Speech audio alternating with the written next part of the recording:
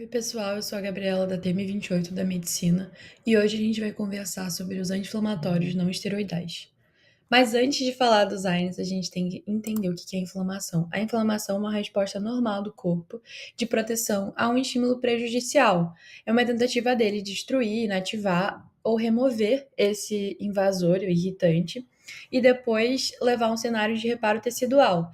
A resposta inflamatória normal, ela é aguda e ela vai cessar com a remoção do estímulo. Uma coisa que você tem que lembrar é que a inflamação crônica ela vai estar associada a uma ativação imprópria do sistema imune. E todas as respostas inflamatórias, elas ocorrem por meio de mediadores químicos. Os principais mediadores químicos da inflamação são, por exemplo, a histamina, as prostaglandinas, que a gente vai falar bastante nessa aula, e a serotonina também, bradicina. Alguns tipos de invasores, de estímulos prejudiciais, podem ser por trauma físico, agentes químicos ou microbiológicos nocivos. Agora, sobre a fisiopato da inflamação, primeiro a gente vai ter um aumento do fluxo sanguíneo para a região e uma redução da velocidade do fluxo nessa área. Aí depois a gente vai ter uma vasodilatação estimulada pelas citocinas, bradicinina e prostaglandinas, que depois vai levar a um aumento da permeabilidade capilar. Isso depois, aí a gente vai ter a migração leucocitária para a região e um extravasamento do líquido para o meio intersticial. Eu deixei um esquema também aí, caso você queira dar uma olhada. Mas uma coisa que você tem que ter muito clara na sua cabeça são os 5 sinais cardinais da inflamação, são os pilares da inflamação. Primeiro, a gente vai ter o calor, que vai acontecer pelo aumento da temperatura, aumento do fluxo sanguíneo e do metabolismo. Depois a gente vai ter o rubor, que vai ser por conta do aumento do fluxo sanguíneo. Aí depois a gente vai ter o edema, que é um aumento da permeabilidade vascular, ou seja, o plasma vai extravasar para o espaço intersticial e a gente também tem a dor, que basicamente são as fibras nociceptivas indicando a região afetada. E a perda de função, ela só vem nesse montinho, ela vai ser uma consequência de tudo o que aconteceu. Agora, já puxando um pouquinho para a nossa aula de AINES agora, a gente tem que conversar sobre os eicosanoides. Eles são derivados do ácido araquidônico e eles só são formados depois de um estímulo e eles vão desempenhar diversas funções do nosso corpo. Tem 3 grandes grupos de eicosanoides que a gente vai falar nessa aula, são 2 só, que são as prostaglandinas e tromboxanos, que fazem parte do ciclo da COX-1 e 2, enquanto os leucotrienos vão fazer parte do ciclo das lipoxigenases. Agora, sobre o ciclo da COX, eu vou explicar ele de maneira bem rápida. A gente vai ter os fosfolipídios de membrana, que vão servir de substrato para a fosfolipase A2 transformar em ácido araquidônico, que esse ácido araquidônico ele pode tanto ser transformado em leucotrienos pela lipoxigenase, quanto em prostaglandinas pela COX-1 e 2. E nessa aula a gente vai focar nessa parte do ciclo, que é o ácido araquidônico virando prostaglandinas pelas COX-1 e 2. E essas prostaglandinas podem ser de diversos tipos, a gente tem um grande grupo e depois elas vão se subdividindo. Uma diferença crucial entre a COX-1 e a COX-2 é que a COX-1 ela se expressa de maneira constitutiva, enquanto a COX-2 ela é indutiva, ela é regulada pelas citocinas e fatores de crescimento, ou seja, ela é estimulada a funcionar. Eu deixei aqui um outro esquema, pode parecer um pouco assustador, mas ele deixa bem detalhado onde, por exemplo, ali já tem onde os AINES vão agir, eles agem na ciclooxigenase. Também tem descrito um pouquinho melhor sobre as prostaglandinas, que a gente vai falar no próximo slide. As prostaglandinas mais importantes para a gente nessa aula são essas que eu coloquei aí.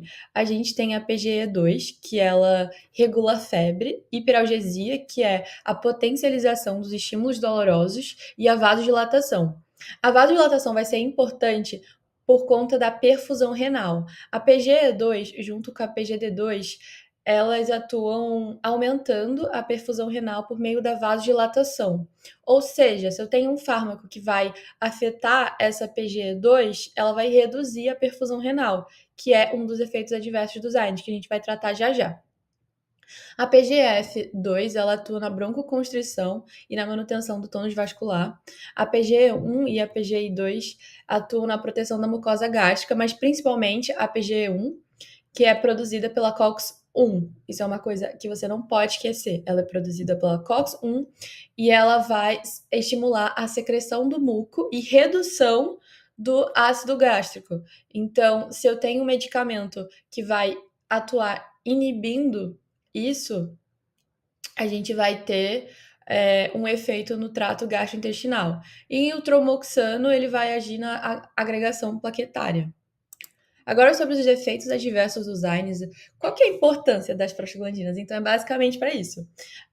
Se a gente vai ter um bloqueio da agregação plaquetária, a gente vai ter um bloqueio do tromboxano. Se a gente tem a toxicidade gastrointestinal, é por conta da influência na PGE1. Já a inibição da função renal, foi o que eu já falei, é na PGE2, que vai ter uma redução do fluxo sanguíneo renal e vai desequilibrar a reabsorção de águas e eletrólitos. Pode gerar, inclusive, uma injúria renal aguda. Já as reações de hipersensibilidade acontecem por conta da medicação mesmo. Agora falando dos AINES, eles são antagonistas competitivos da COX-1 e COX-2 de maneira reversível, com exceção do AAS. O AAS ele é irreversível e é a única exceção. Esses AINES eles podem ser seletivos ou não seletivos. Quando a gente fala de seletividade, a gente está falando dele agir nas duas COX, sendo não seletivo, ou ser seletivo para COX-2, que é o que a gente vai tratar no final da aula. E o efeito deles é analgésico, antipirético e anti-inflamatório, ou os três A's. Agora, falando da primeira classe, a gente vai estar falando dos derivados dos ácidos salicílicos. A gente vai estar falando do AS, ácido acetil salicílico, aspirina, como você quiser chamar. Ela funciona por uma inibição irreversível e não seletiva das COX, ou seja, COX-1 e COX-2. Os principais efeitos são os três A's que eu falei no slide passado, uma inibição irreversível da produção do tromboxano pelas plaquetas, ou seja, do efeito antiagregante. Então, a gente vai ter esse efeito pela vida inteira da plaqueta, já que ele é irreversível, ou seja, de 3 a 7 dias. O uso clínico dele é basicamente pelo efeito antiagregante, para prevenção de eventos cardiovasculares secundários, mas também tem o uso tópico para tratamento da acne, que vem em creminho. Uma coisa que a gente não pode deixar de falar é a síndrome de Reye em crianças e jovens. É um dos motivos pelo qual não se deve usar aspirina em crianças, especialmente se for uma infecção viral, porque não tem um mecanismo muito descrito, muito detalhado, mas foi associado ao uso da aspirina, que é uma insuficiência hepática por esteatose, levando uma encefalopatia. E isso pode ser fatal. Então, foi só relacionado ao uso do AS em crianças. Um alerta para o AS é para hepatotoxicidade, aumento de sangramentos por conta do efeito antiagregante, da toxicidade gastrointestinal, que a gente já falou no começo da aula, que já que ele vai atuar na COX-1, ele tem esse efeito também, e hiperreatividade das vias aéreas superiores para os asmáticos. Por quê? Porque a exposição ao medicamento vai aumentar os níveis dos leucotrienos que estão envolvidos na asma. Não pode usar AS em gestante, porque ele ultrapassa a barreira hematoencefálica e placentária. Outro parêntese importante em caso de suspeita de dengue, não pode usar AS, porque vai dificultar a coagulação, que vai facilitar a ocorrência da hemorragia, que já é uma consequência da dengue hemorrágica. A orientação geral é evitar os anti-inflamatórios, mas a gente tem um grande asterisco no AS. Agora, falando do paracetamol, ele atua por uma inibição reversível e não seletiva das COX. Eu coloquei o acetaminofeno ali, mas é outro nome para paracetamol. O principal efeito dele é analgésico e antipirético, ele tem pouco efeito anti-inflamatório. Tanto que é por isso que alguns livros nem classificam ele como AINE. Ele não tem tantos efeitos no trato gastrointestinal e nem antiagregante, o que torna ele um pouquinho mais seguro, e é por isso que ele é preferido para usar em crianças. E eu coloquei ele também, ele é usado como analgésico e antipirético. Mais um alerta para o paracetamol é a hepatotoxicidade, lesão hepática. Por quê? Porque ele vai ser modificado pelas enzimas hepáticas para ser inativado no fígado. Então, não sei se vocês lembram do citocromo P450, é aí que ele entra. Ele vai produzir um metabólito reativo que vai ser detoxificado pela conjugação com a glutationa. Inclusive, em caso da intoxicação aguda por paracetamol, tem que administrar N-acetilcisteína, que é um precursor da glutationa. Outro alerta para o paracetamol é quanto à nefrotoxicidade dele. Os sintomas iniciais dessa intoxicação aguda, eles são bem específicos, como náuseas, vômitos e febre, mas depois de algumas 72 horas, mais ou menos, começa a aparecer alteração laboratorial em função hepática. Agora falando da dipirona, que é o principal representante dos pirazolônicos. Tem outros ali também, mas o principal é a dipirona. Ela funciona por uma inibição reversível e não seletiva das COX, basicamente usada como antitérmica e analgésica. Mas ela tem um grande porém, ela é proibida nos Estados Unidos, na Austrália, no Japão, no Reino Unido e grande parte da Europa. Por quê? Porque ela pode gerar a granulocitose, que é basicamente uma redução dos números dos leucócitos granulócitos, e ela também pode levar a uma trombocitopenia, que é uma baixa contagem de plaquetas no sangue. Também pode gerar anemia plástica, anemia hemolítica, hipotensão em altas doses e ela tem também um alerta para toxicidade gastrointestinal. A dipirona, ela não é muito descrita em muitos livros justamente pelo fato dela ser proibida em grande parte do mundo. Mas ela possivelmente inibe também a COX-3, que é uma variante do gene da COX-1, só que ele somente se expressa no sistema nervoso central, no coração e na aorta, que é um pouco curioso. Outra coisa para a dipirona é que ela não pode ser usada durante os últimos 3 meses da gravidez, nem os primeiros 3 meses. Embora ela seja uma fraca inibidora da síntese das prostaglandinas, ela pode levar também a fechamento prematuro do ducto arterial e também pode levar a complicações perinatais pelo prejuízo da agregação plaquetária da mãe e do recém-nascido. Então é aquela coisa, é melhor prevenir do que remediar. É literalmente isso. Agora falando dos derivados do ácido propiônico, a gente tem ibuprofeno, naproxeno e cetoprofeno como principais. Eles também vão agir na inibição reversível e não seletiva das COX.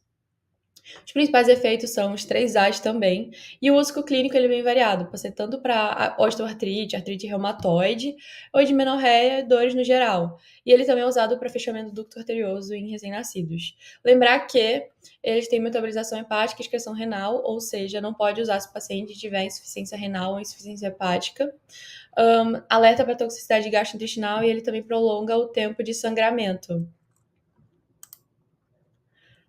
Uma coisa que eu não falei ali, mas ele tá aqui, ó. O naproxeno, ele é 20 vezes mais potente que o AS. Agora, os derivados do ácido acético. Eles funcionam também por uma inibição reversível não seletiva das COX. A gente vai ter dentro desse grupo a indometacina, o etodolaco e o diclofenaco. Eles são muito usados em distúrbios musculoesqueléticos e artrites. Mas eu deixei algumas particularidades de cada ali embaixo. A indometacina ela é 20 vezes mais potente que o AS e ela é tão ruim quanto o AS para o trato gastrointestinal. Só que ela tem um parêntese porque é um medicamento tocolítico, ou seja, ele inibe as contrações uterinas e impede o parto prematuro. Ele também pode ser usado para fechamento do canal arterial. E o etodolaco ele é mais seletivo para COX-2 e ele tem menos efeito sobre o trato gastrointestinal, justamente por aquilo que a gente falou, dele ser mais seletivo para COX-2, ele não vai agir tanto nas consequências da COX-1. E o diclofenaco, ele vai reduzir as concentrações livres do ácido araquidônico e ele é mais potente que o etodolaco e a indometacina. Agora, falando da nimesulida, ela tem uma inibição reversível também, pouco seletiva para COX-1, também funciona nos 3As e ela tem um grande asterisco para hepatotoxicidade e não pode usar em criança também. Agora falando dos derivados do Oxycan, que são basicamente meloxicam e piroxicam, também é um mecanismo reversível e não seletivo para COX, mas o meloxicam tem uma leve seletividade para COX-2, enquanto o piroxicam ele não tem seletividade nenhuma. O uso clínico basicamente é osteoartrite, artrite reumatoide. O meloxicam também é usado para dismenorreia primária, que é basicamente cólica, e tem que lembrar que, por ele ser menos seletivo para COX-1, ele tem menos efeito no trato gastrointestinal, e o piroxicam, por não ser seletivo, ele tem mais efeitos no trato gastrointestinal. Agora falando dos medicamentos seletivos para COX-2, a ideia deles foi sensacional, que é basicamente, se eu tiver um medicamento seletivo para COX-2, ele não vai agir na COX-1, ou seja, eu não vou afetar a liberação do muco e nem da secreção gástrica. Ou seja, eu tendo medicamento seletivo para COX-2, eu reduziria as úlceras, diarreias, náuseas geradas pelo uso crônico dos medicamentos não seletivos. Só que dois medicamentos, o Rofecoxib e o Valdecoxib, foram removidos do mercado por eles gerarem muitas complicações cardiovasculares associadas ao uso deles. Mas eles atuam de maneira semelhante dos três A's, Alzheimer's não seletivos. Uma coisa para você lembrar é que basicamente o mais utilizados são o Celecoxib e o Etoricoxib. Apesar de esses outros dois terem sido removidos do mercado, o Celecoxib e o Etoricoxib ainda são bem utilizados, mas eles não podem ser utilizados em pacientes que já têm úlceras prévias, por gerar efeitos no trato gastrointestinal nesses pacientes, e também tem que ser um uso bem avaliado, já que a gente tem que considerar essas complicações cardiovasculares que podem ser geradas por eles. Um PS que eu deixei ali também se ele é seletivo para COX-2, eu não tenho efeito antiplaquetário. Eu coloquei aqui um esqueminha com essas medicações, caso você queira parar, tirar um print também para estudar, facilita, eu usei bastante isso aí. E é basicamente isso, eu deixei as minhas referências aqui. Muito obrigada, bom estudo!